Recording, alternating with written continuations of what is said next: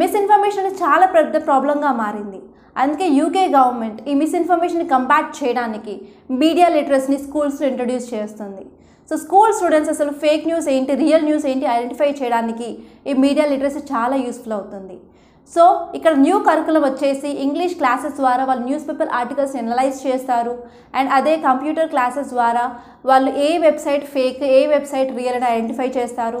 అలాగే maths classes ద్వారా ఏంటి అంటే స్టాటిస్టిక్స్ని కూడా వాళ్ళు అనలైజ్ చేస్తారు. సో ఎందుకు ఈ మీడియా లిటరసీ ఇంపార్టెంట్ అంటే స్టాన్ఫోర్డ్ సర్వే ఏం చెప్తుంది అంటే 80% స్కూల్కి వెళ్ళే చిల్డ్రన్ సో స్పాన్సర్డ్ న్యూస్ని రియల్ న్యూస్ అనుకుంటున్నారు అని చెప్తుంది.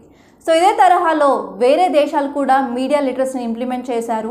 అవి ఏంటి అంటే యూఎస్, ఇండియాలో Kerala and Denmark, Finland, Netherlands.